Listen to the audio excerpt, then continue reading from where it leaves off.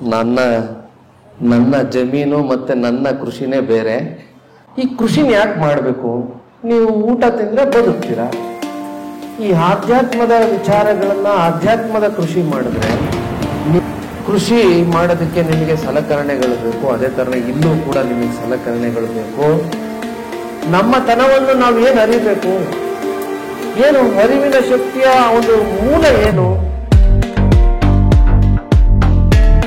ಓಂ ಶ್ರೀ ಗುರುಭ್ಯೋ ನಮಃ. ವೇದಿಕೆ ಮೇಲೆ ಕುಳಿತಿರ್ತಕ್ಕಂತಹ ವಿಶ್ವೇಶ್ವರ ಸಜ್ಜನರವರಿಗೂ ಗುರುಜಿ ಅಂತಾನೆ ಹೇಳ್ಬೇಕು ಅವ್ರನ್ನ. ಮತ್ತೆ ಡಾಕ್ಟರ್ ವಿಜಯ ಅಂಗಡಿಯವರಿಗೂ ಕೂಡ ನನ್ನ ಅನಂತ ವಂದನೆಗಳು. ನನ್ನ ಜಮೀನು ಮತ್ತೆ ನನ್ನ ಕೃಷಿನೇ ಬೇರೆ. ಅದಕ್ಕಾಗಿ ನಾನು ಹೆಚ್ಚು ಅವರಾಗಿಂತನೂ ನಾನು ಏನು ಅನುಭವ ಪಡೆದಿಲ್ಲ ಅದರಲ್ಲಿ. ಅದಕ್ಕೋಸ್ಕರ ಅವ್ರನ್ನೇ ಮಾತಾಡೋದಕ್ಕೆ ಬಿಟ್ಟು ನನ್ನ ಕೃಷಿಯ ಬಗ್ಗೆ ಹೇಳ್ತೇನೆ. ನನ್ನ ಸಣ್ಣದಾದ ಕೃಷಿಯ ಅನುಭವ ಹೇಳ್ತೇನೆ ನಿಮಗೆ. ಒಂದು ಊಟ ತಿಂದು ಬದುಕುವಂಥದ್ದು ಒಂದು ಕೃಷಿಯಾದ್ರೆ, ಇನ್ನೊಂದರ ಕೃಷಿ ನಮ್ಮ ಅಧ್ಯಾತ್ಮದ ಅರಿವಿನ ಕೃಷಿ. ಇದು ಎಲ್ಲರಲ್ಲೂ ಬರಬೇಕಾದಂಥದ್ದು. ಈ ಕೃಷಿನ ಯಾಕೆ ಮಾಡಬೇಕು? ನೀವು ಊಟ ತಿಂದ್ರೆ ಬದುಕ್ತೀರಾ.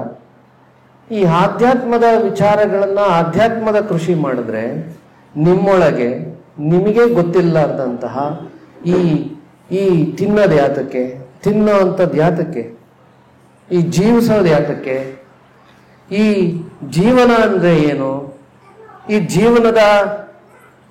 ಜೀವನದ ಉತ್ತುಂಗದ ಸ್ಥಿತಿ ಏನು, ಇದರ ನಿಜವಾಗ್ಲೂ ಎಲ್ಲರೂ ಕೂಡ ದೇವರು ದಿಂಡ್ರು ಅಂತ ಹೇಳ್ತಾರೆ. ನಿಜವಾಗ್ಲೂ ದೇವ್ರು ಇದಾನ? ನಿಜವಾಗ್ಲೂ ಸತ್ವ ಅನ್ನೋದಿದ್ಯಾ? ಇದನ್ನ ಅರ್ಥ ಮಾಡ್ಲಿಕ್ಕೋಸ್ಕರ ಈ ಆಧ್ಯಾತ್ಮದ ಕೃಷಿಯನ್ನು ನೀವು ಬಿತ್ತನೆ ಮಾಡ್ಕೋಬೇಕು ನಿಮ್ಮೊಳಗೇನೆ. ಇದಕ್ಕೇನು ಬೇಕಾಗಿಲ್ಲ. ಕೃಷಿ ಮಾಡೋದಕ್ಕೆ ನಿಮಗೆ ಸಲಕರಣೆಗಳು ಬೇಕು. ಅದೇ ತರ ಇಲ್ಲೂ ಕೂಡ ನಿಮಗೆ ಸಲಕರಣೆಗಳು ಬೇಕು. ನಿಮ್ಮ ಒಂದು ಬಯಲು ಅಂತ ಹೇಳ್ತೀವಿ, ಅಥವಾ ನಿಮ್ಮ ಕೃಷಿ ಮಾಡ್ಲಿಕ್ಕೆ ಬೇಕಾದಂತ ಒಂದು ವ್ಯವಸ್ಥಿತವಾದಂತಹ ಒಂದು ಭೂಮಿ ಬೇಕಾಗುತ್ತೆ. ಅದೇ ರೀತಿಯಾದಂತಹ ಒಂದು ವ್ಯವಸ್ಥಿತವಾದಂತಹ ಮನಸ್ಥಿತಿನೂ ಬೇಕಾಗುತ್ತೆ. ಇದಕ್ಕೆ ವ್ಯವಸ್ಥಿತವಾದಂತಹ ಮನಸ್ಥಿತಿ ಅಂದ್ರೆ ಇನ್ನೇನು ಇಲ್ಲ. ನನ್ನನ್ನ ನಾನು ಎಷ್ಟರ ಮಟ್ಟಿಗೆ ತಿಳ್ಕೊಂಡಿದೀವಿ? ನಾನು ನಮ್ಮ ಅಪ್ಪನ ಮಗ ಅಷ್ಟೇ. ಅದಕ್ಕೆ ಅದ್ರಗಿಂತ ಹಿಂದಕ್ಕೆ ಹೋಗಲ್ಲ ನಾನು. ಈ ತರದ ಒಂದು ಹಂತದ ವಿದ್ಯೆ ಇದ್ರೆ ಜೀವನ ಮಾಡ್ಲಿಕ್ಕೆ ಪ್ರಾಬ್ಲಮ್ ಆಗಲ್ಲ. ತಿನ್ಬೋದು, ಊಟ ಮಾಡ್ಕೋಬಹುದು, ಮಂಕಬಹುದು, ಎದ್ಬೋದು, ಸಾಯಲೂಬಹುದು ಕೊಳಗೆ. ಇದನ್ನ ನಾನು ಇನ್ನು ಸಂಕ್ಷಿಪ್ತವಾಗಿ ಹೇಳ್ಬೇಕು ಅಂದ್ರೆ ಮನಸ್ಸಿಂದನೇ ಹುಟ್ಟೋದು, ಮನಸ್ಸಿಂದನೇ ಸಾಯೋದು ಅಂತ ಅರ್ಥ. ಇದರಿಂದ ಆಚೆಗೆ ಏನಾರು ಇದೆಯಾ? ಈಗ ಸ್ವಾಮಿಗಳು ಹೇಳಿದ್ದಾರೆ, ಈಗ ವಿವೇಕಾನಂದರು ಹೇಳಿದ್ದಾರೆ ನಮ್ಗೆ, ಏನು ಎಲ್ಲರಲ್ಲೂ ಶಕ್ತಿ ಇದೆ ಅಂತ ಹೇಳಿ.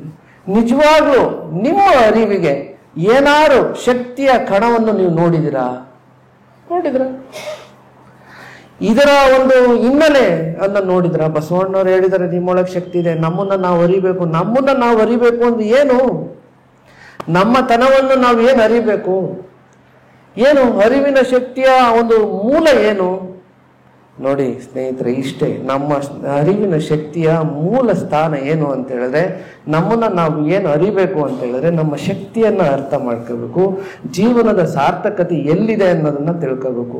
ಕೆಲವೊಂದಿಷ್ಟು ಜನಕ್ಕೆ ಕೃಷಿನಲ್ಲಿರುತ್ತೆ, ಮಹಾನ್ ಭಾವ, ಅದಕ್ಕೆ ಯೋಗಿ ಅಂತ ಹೇಳ್ತೀವಿ. ಕೆಲವೊಂದಿಷ್ಟು ಜನಕ್ಕೆ ಸೇವೆಯಲ್ಲಿರುತ್ತೆ, ಕೆಲವೊಂದಿಷ್ಟು ಜನಕ್ಕೆ ಬೇರೆ ಬೇರೆ ರಂಗಗಳಲ್ಲಿ ಅವರ ಒಂದು ಮನುಷ್ಯನಿಗಿಂತನೂ ಮುಂದುವರೆದಂತಹ ಒಂದು ಶಕ್ತಿಯನ್ನ ಹೊಂದುತ್ತಾರೆ ಆ ರಂಗದಲ್ಲಿ ಹೋದಾಗ.